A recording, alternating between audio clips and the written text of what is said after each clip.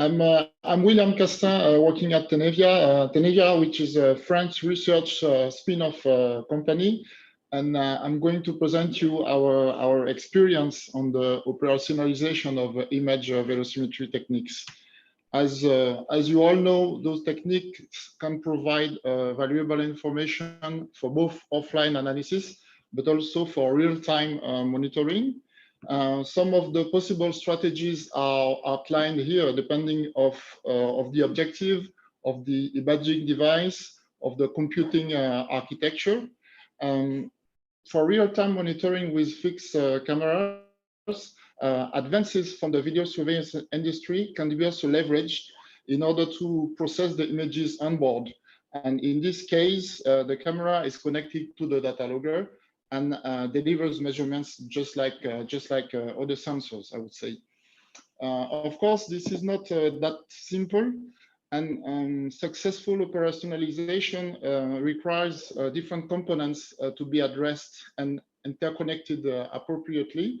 We found this conceptual diagram from Bell and Osren quite interesting. The challenge of balancing technology, process, and people is nicely illustrated.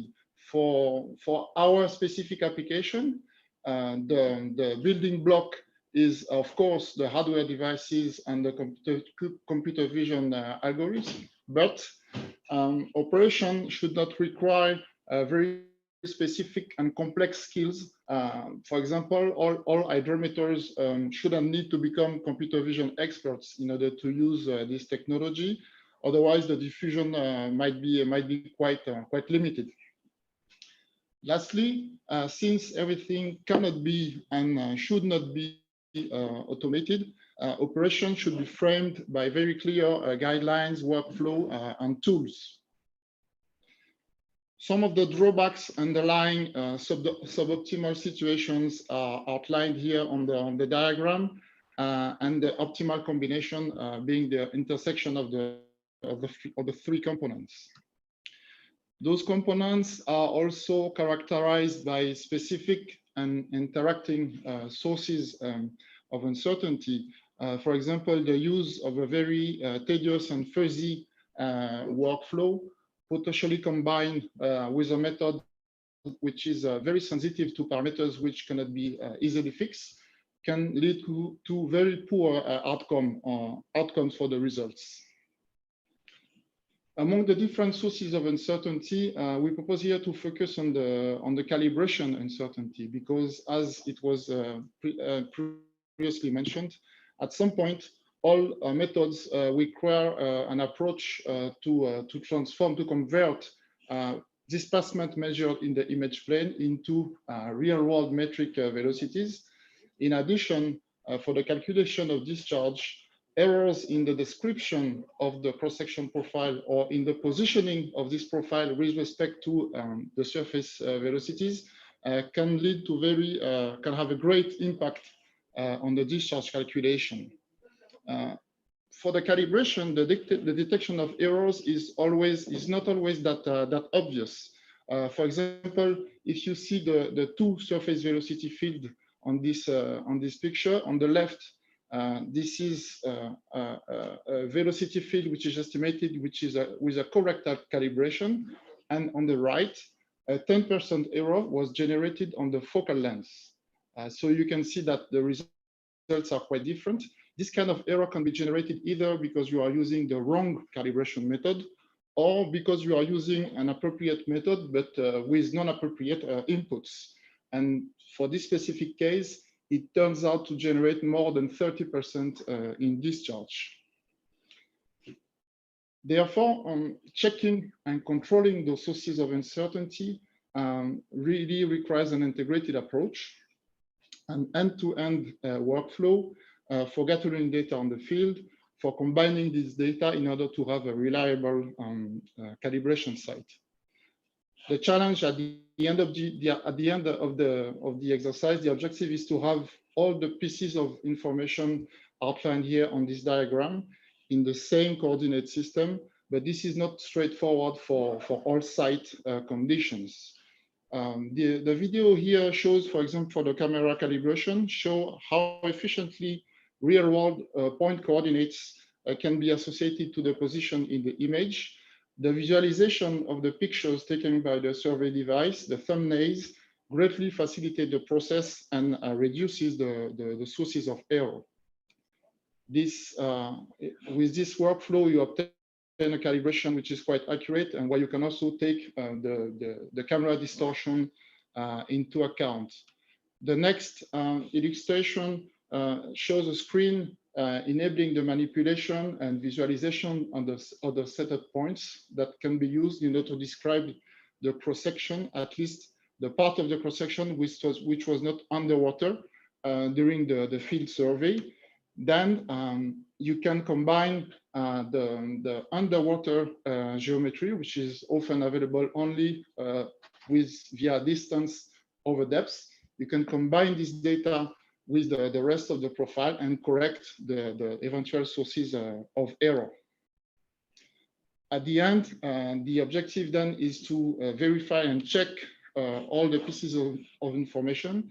And after this, one will be much more confident for using this calibration for measuring over an important range of flows. If you are in the case where the camera is not fixed, the workflow also enables matching the calibration image that you can see here with the ground reference points with another image taken in a neighboring location using image matching points. You can transpose those ground reference points to the flood image in order to do measurements. Once the calibration phase is completed, image sequences can be processed in order to provide the real flows. I will give a few examples in the next slides. The first one is really the straightforward application of the workflow I just presented. The objective is to process the video in order to obtain flood measurements. The topographic survey carried out at low flows was used in order to be transposed to the flood video sequence and provide surface velocity measurements only using a video which was gathered for a few minutes presence on the bridge. On some sites, fixed cameras are providing much more extensive information, because in this case, the period of interest is not missed. You have an example here in southern France, in Ardèche, where on this specific site, the measurements carried out using a single flood cover the entire range that was gauged for the latest 25 years. The peak discharge here corresponds to a 10 years flood. So in this case, you have very scarce measurements for high discharge, and then the analysis confirmed the rating curve. In other cases, just like here on the same river basin but upstream, it is much more challenging to gauge floods because the flows are much more violent. And then here in this case, after the latest red dot on this graph, it is simply not possible to gauge with traditional techniques. And then here the camera really enabled an extension of the gauging range for the hydrometric services.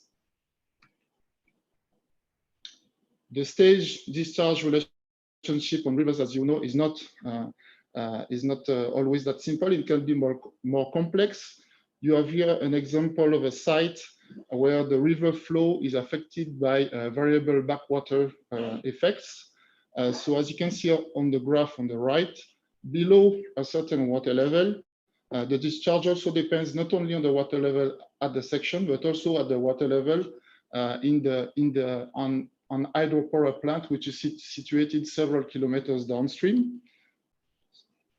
So we carried out also measurements using a fixed camera on this site. What you can see on the left is the time series over a year, time series of water level, velocity, and discharge. The graph on the right shows the relation between the water level and the surface velocity and shows also this dispersion at for lower water level due to the backwater effect I mentioned just before. Of course, having continuous discharge measurement can be convenient. However, one has to keep in mind that it is necessary on some sites to do regular updates of the river bathymetry. The plot here corresponds to measurements carried out during a flood, and the coloring of the points depends on the measurements which were made before and after the flood peak. So you can clearly see here that there's a shift during this flood due to the morphological changes, the erosion and sediment transport. If you take two surface velocity fields at similar water level before and after the flood, you can clearly see the shift of the streamwise transverse velocity profile. The next example I will highlight here is a flood on a composite section, and which is also characterized by an important wake from the bridge prior here. So you can see on this video that image velocimetry enables measurement over the entire section. And you can see on the right figure the evolution of the streamwise profile with variations of the water level. When you plot discharge over water levels, it is also very interesting that we were able to identify clearly an hysteresis effect, which is quite consistent to the observed hydraulic behavior. In order to finish, I will just say a few words about measurements during the night.